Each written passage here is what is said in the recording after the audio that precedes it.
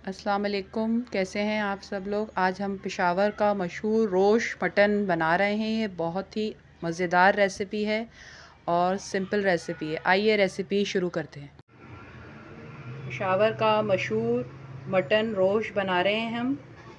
इसमें हमने लिया है मटन 1 किलो। साथ ही हम इसके अंदर एक लहसुन साबुत, इसके मैंने 2 पीस कर लिए हैं, ये डालेंगे। और 4 से 5 ऐसे मैंने लहसुन भी डाले हैं इसमें खुशबू के लिए। आ जाएंगी इसमें 7 से 8 हरी मिर्चें।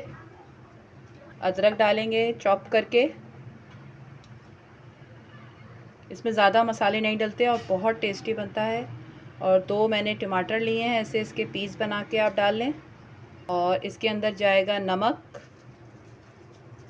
मैंने नमक जो है अभी इसके अंदर 1 टीस्पून डाला है तकरीबन, आप अपने टेस्ट के हिसाब से डाल लें।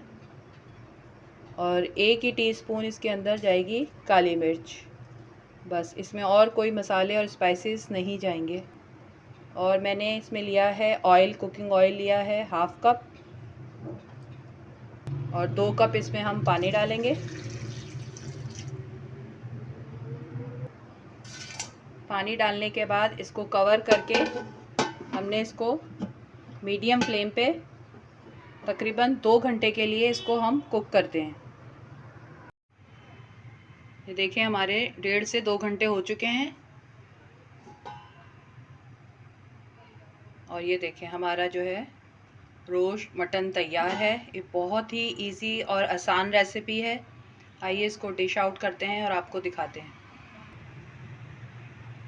ये देखें हमारी मटन रोश तैयार है। बहुत ही सिंपल रेसिपी है, बस इसको पकाने का टाइम लगता है और इंग्रेडिएंट्स तो इसके बहुत ही कम है, आपने देख लिया। अब ये तैयार है, इसको नान के साथ खाएं, बहुत ही मज़ेदार लगती है।